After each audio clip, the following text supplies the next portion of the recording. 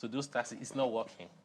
I want to go to Mr. Bismarck Rewane, and this is, with all that we've talked about, how indeed does, all of these translate and affect, because they do affect the common man, at the end of the day.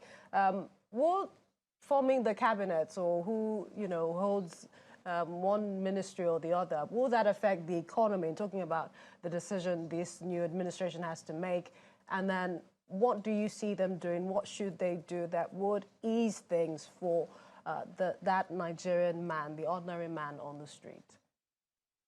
Yes, thank you, Millicent. The truth is that at the end of the day, what is most important to an economist is the welfare of the people. You can have all the indicators looking positive, but if the people are unhappy, then you will have happy statistics and unhappy people. One. Two, I've heard all the analysts say here that subsidy has been removed.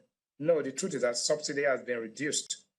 If the subsidy is removed, then the price of EMS, as you see it today, will be much higher than what it is. Now, having said that, three is that policy reform is not the same thing as institutional reform.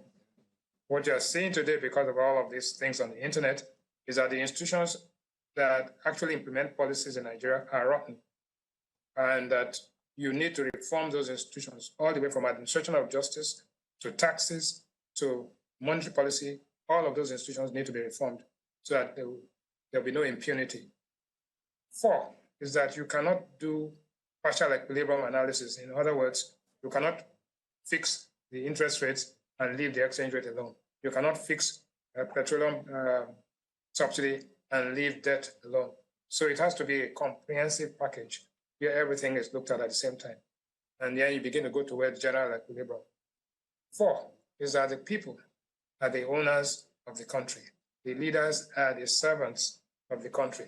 So we need to change that mindset so everybody knows that you have to hold the feet of policymakers and politicians to the fire. I think we've seen a lot of that in the last few days. Anybody who is in position of authority now knows that it serves the people. Now, the truth is that also, I heard something about minimum wage review. Price inflation, wage inflation, inflation expectations all come together. There's no way you can do this. You can't make an omelet without breaking eggs. So we have to be, first and foremost, honest with the people. We have to put the facts on the table. What exactly, what is our population? What are our net external reserves free of encumbrance? What is the true price of oil? What's the oil revenue?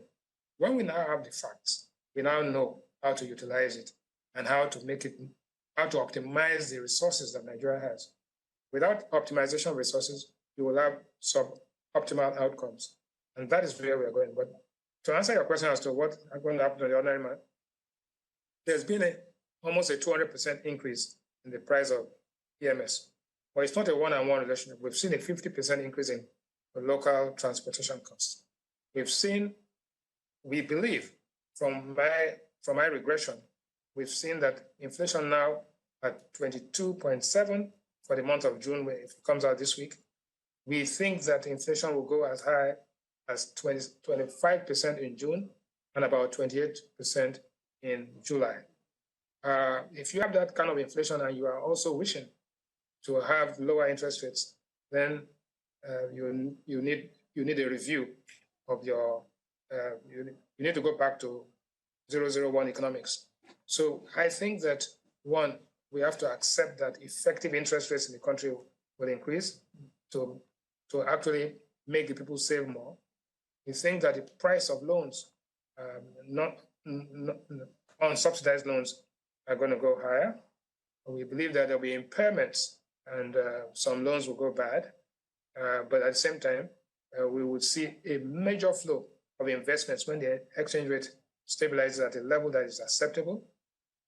Investments will increase, there'll be an investment multiplier, and that the level of unemployment and all of these other variables, everything will get better.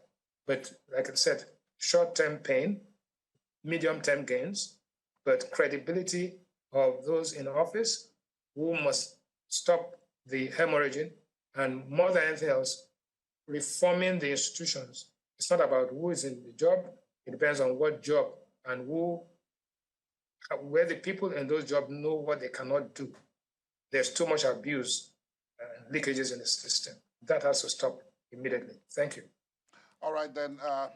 With that, much as I would have liked our other guests to weigh in a bit more on this. We have to end this segment because we've still got one more segment, and it's a very important segment. Yes, but we have questions also from our audience on the economy. Ini, this one will have to be quite sharp, and straight to the point. All right. Okay, all right. So I have, I think a lot of the questions have actually been answered, but I'll just call Mr. Mark Oniokeke to share his own question. Hi, good evening. My name is Mark Oniokeke. I'm the Managing Director for Cummins West Africa Limited. Thanks, Mr. Shego and Taiwo, for speaking passionately.